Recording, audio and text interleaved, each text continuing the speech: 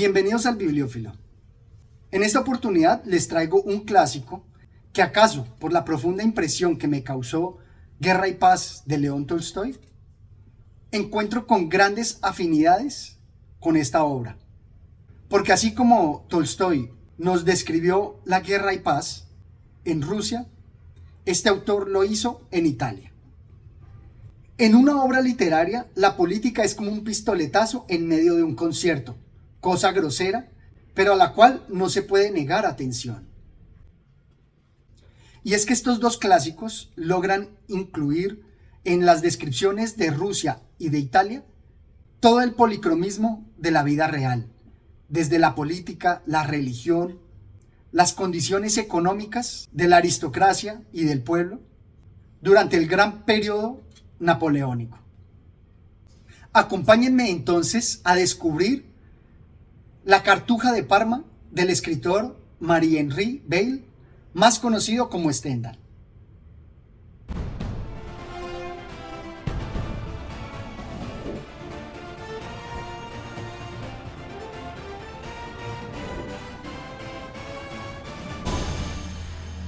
La obra nos va a contar de la vida de Fabrizio del Dongo, un hijo menor de la nobleza, pero acompañado de él las historias de la aristocracia en Italia, con personajes muy importantes como sus protectores, su tía Gina y el conde Mosca.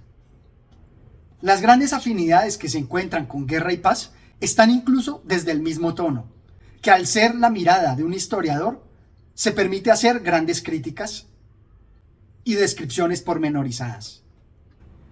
¿Qué culpa cabe al historiador que sigue fielmente los pormenores de lo que le han contado? ¿Tiene él la culpa de que los personajes, seducidos por pasiones que él no comparte, por desdicha suya, incurran en acciones profundamente inmorales?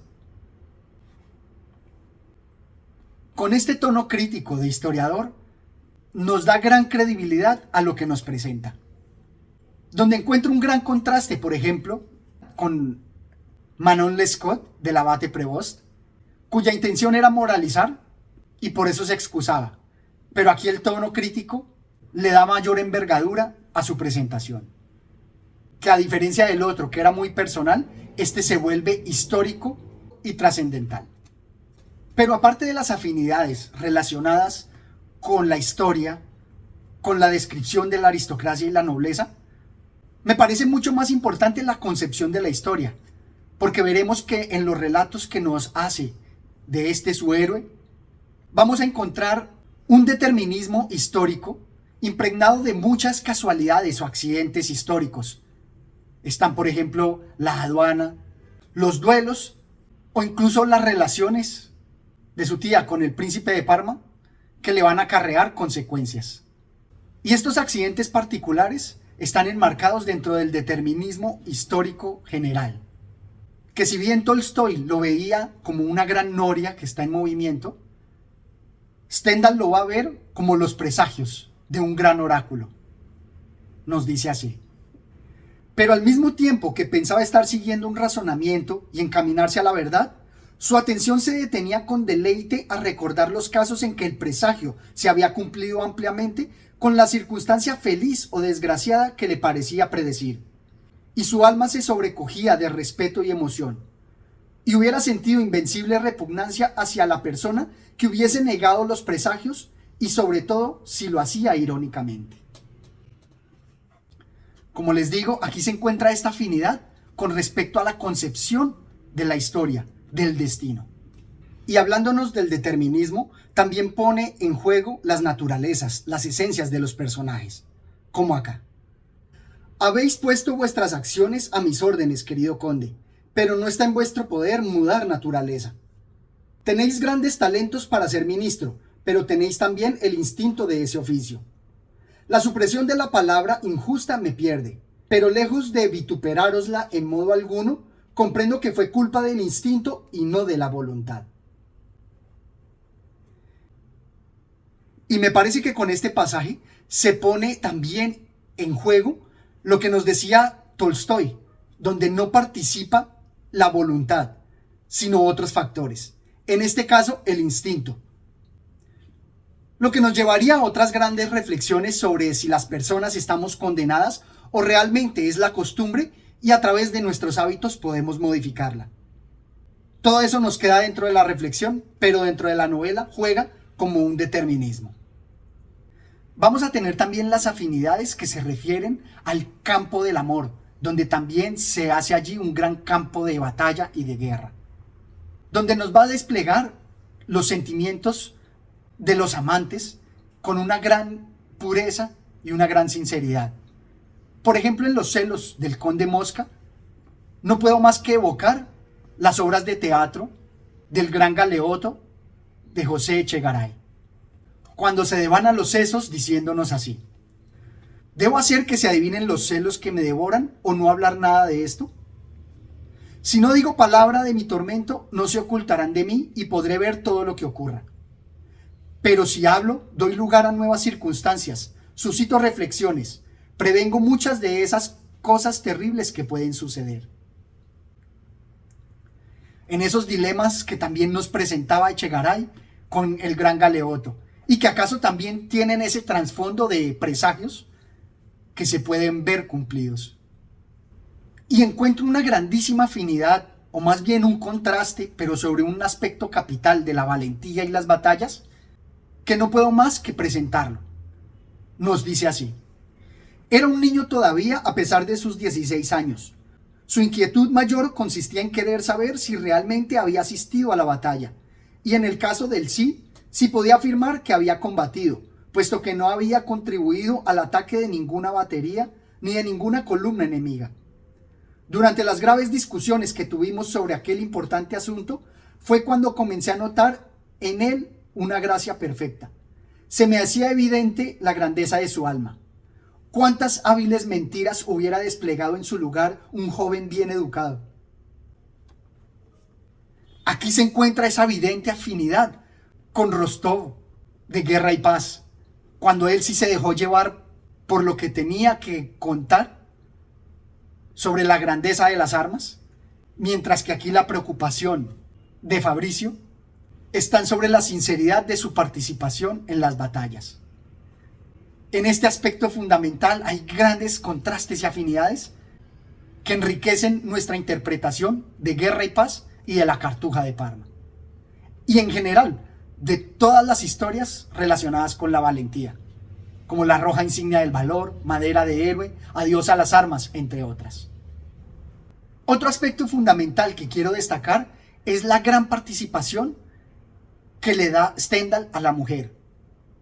Casi que se podría pensar en ella como una heroína, que me recuerda enormemente a la condesa de Castiglione que veíamos en las epítomes de Carlos Lleras Restrepo en De ciertas damas. Admiraba a la duquesa, toda su persona había alcanzado en aquel momento belleza sublime. Dios santo, qué bella es, dijo para sí el príncipe. Algo hay que perdonar a una mujer única, y cómo no existe otra en toda Italia. Pues bien, con un poco de buena política, no sería quizá imposible hacer de ella algún día mi amante. Esto me hizo recordar enormemente el personaje histórico de la condesa de Castiglione, porque le da la gran preponderancia a la mujer que tiene en muchos aspectos políticos. Incluso dentro de la misma historia, Stendhal la hace casi un primer ministro en El príncipe heredero. Y con las grandes y elocuentes frases de Stendhal, se resume de alguna manera la política monárquica, como acá. Vamos a hundirnos de nuevo en la monarquía ordinaria del siglo XVIII, el confesor y la querida. Qué maravillosas frases nos presenta, todas memorables, pero también muy agudas y profundas, llenas de gran crítica, como esta otra. Ni más ni menos inmoral que todo lo que se hace en nuestra corte y en otras 20. El poder absoluto tiene de cómodo el santificarlo todo a los ojos de los pueblos. Y así, con los ejemplos que nos presenta de esta historia de Fabricio del Dongo, con todas las injusticias que se cometen, plasma también las críticas al absolutismo, algo muy propio de este hijo de la Revolución Francesa. Y que también me recuerda grandes obras mucho más actuales, porque al hablarnos de estos tiranos, describe su carácter y el arquetipo que representan. Por eso recordé al señor presidente de Miguel Ángel Asturias en cómo los tiranos tratan a sus súbditos y que siempre tienen a un raci al cual golpean, vejan y del que se burlan, pero que a pesar de todo, este también tiene gran poder que sustrae del tirano. Pero no solamente en el arquetipo está la relación, también acaso en el desarrollo de la historia, en cómo muchas veces lo que pasa con un loco influye sobre la política general. Nos dice así: Fabricio no sospechaba ni por asomo lo que estaba sucediendo en Parma. En realidad lo que se quería saber era si la muerte de aquel comediante, que en vida ganaba 32 francos al mes, acarrearía la caída del Ministerio Ultra y de su jefe, el conde Mosca. Aquí encontrarán esa gran evocación del señor presidente. Déjenme en sus comentarios lo que opinan de esta gran afinidad. Finalmente, quiero destacar también la gran afinidad que se da con respecto a los héroes individuales, a la vida privada. Si bien nos describen toda esta vida pública de las cortes y de la aristocracia, de forma similar a como lo destacábamos en Lazarillo de Tormes, donde las grandes personalidades también tienen sus dilemas interiores, vamos a ver que también, como nos lo presentaba León Tolstoy, los verdaderos héroes del día a día deben encontrar su felicidad. Y aquí vamos a asistir a una gran tragedia debido a la vida íntima de los personajes. Porque así como él nos lo dice, ¿cuál no era mi felicidad cuando el vulgo me tenía por desgraciado? ¿Y ahora cómo ha cambiado mi suerte? No podemos sospechar todas las tragedias íntimas, privadas, de los héroes del día a día e incluso de los grandes monarcas, que se pueden ver de una manera desde el exterior, pero solamente ellos saben qué tan felices o desgraciados son. Esto es todo cuanto tenía por compartir con ustedes. Espero que se animen a leer este maravilloso clásico y por supuesto que me dejen sus comentarios sobre esta mi interpretación. Hasta una próxima oportunidad. Gracias.